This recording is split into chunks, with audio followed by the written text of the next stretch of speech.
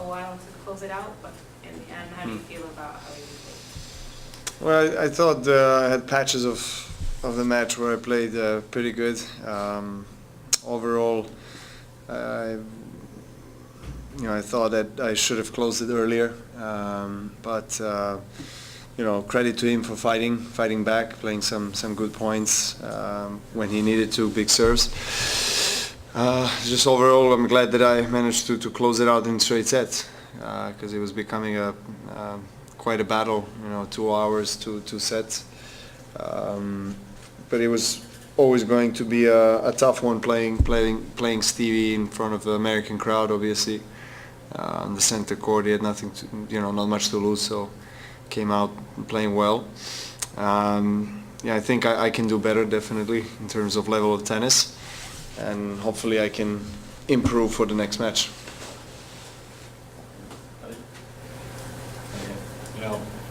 In a series for Grand Slam, they try to have similar conditions everywhere. How good does it work? How different is it from Toronto to coming here? In terms of which kind of conditions? Like playing conditions. Playing conditions. Speed, balls. Well, in terms of balls, it's not the same as US Open, and that's something that is not that great. Obviously, on the clay, we also have this kind of situation, where Roland Garros is played with one kind of balls, and the other tournaments as a lead up to the Roland Garros are played with the other balls, and same here. So that's something that obviously is different, and you have to kind of deal with it, accept it. The ball is bouncing quite high in Toronto and here as well. I think when it's very hot and humid, the ball flies through the air quite a lot, so it's not easy to control the ball. But at night the conditions are quite different from the day, and ball is a bit slower, and so the bounce of the ball as well is a bit lower, which is nicer for play, so to say. But in these kind of conditions, you obviously need to rely a lot on your serve and trying to hold your serve comfortably, and then hopefully you get lucky on the return. Novak, it's quite a long time ago since the Big Five played all together in one tournament. Do you think is this just bad luck with injuries, or is it more planning, the players playing a little bit more clever to not use too much energy? So what do you think, why that is? I guess it's just age in a way as well. Even though I think age is just a number, but still, most of us, players that were winning most of the big tournaments in the last decade. We have also kind of I don't want to say expiry date with our body, but just times when you need to slow things down a little bit, and then be, I guess, a wiser in terms of approach to scheduling when you want to play your best. And it's normal to expect that you have new faces on the tour.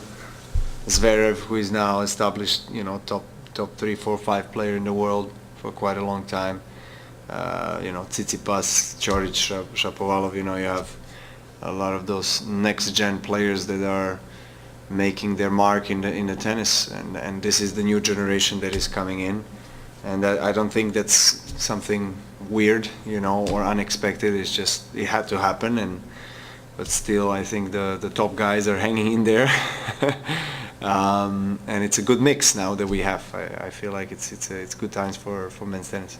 Last week, you mentioned you probably should have closed this out earlier, but what were you happy about tonight with your game? It's just, after not capitalizing on that many match points, just staying composed and all the way through to the last shot. So I think that's something that I take as a positive out of it, and obviously serving well in the important moments. The Davis Cup vote happens in 3 days. How much have you been following the lead up to it, the debates, and what result are you hoping for? Well, I've been in touch with people that are there, and yeah, I mean, obviously everybody's excited in a way to see what happens. You know, whether the format will be changed. And I'm just in favor of the change of format. Nothing else. Nobody else. I mean, I've been saying that 10 years ago.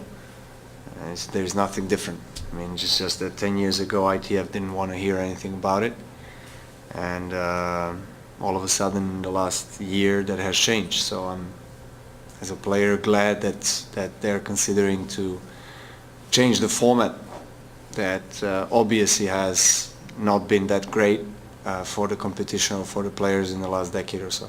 Who else have you been talking to there? Sorry? You said you've been talking to people, I don't know who have you been talking to there? I'll keep it to myself. Last one. Novak, Roger was talking today about your win in Wimbledon. He was saying that the way things happen is that all of a sudden when you go and like a 2-year period like you had and then win, all of a sudden everyone thinks you're going to go and win the US Open. For you, how are you handling, just mentally and emotionally and everything, how are you handling the post-Wimbledon high? Yeah. And how are you tempering your expectations? Well, I'm obviously enjoying it. You know, winning Wimbledon is probably the pinnacle of our sport, and been fortunate to win it now 4 times and experienced some really wonderful things with my wife, my son being there. It was very emotional after everything I've been through the last two years. So I'm obviously very, very pleased with how I've you know, went through that journey of post-injury and operation and recovery, and then slowly kind of raising the level of tennis and getting to Wimbledon and playing my best there. Obviously, it takes a little bit of time now to get used to the hard courts and get to that top level of performance. I don't think I'm there yet, but hopefully I can get as many matches this week as possible. This has been the tournament that I've never won out of all the Masters events, and I've been trying. So I have another shot. We'll see. But you know, US Open definitely around the corner is the one that, you know, you're thinking about, where you want to play your best.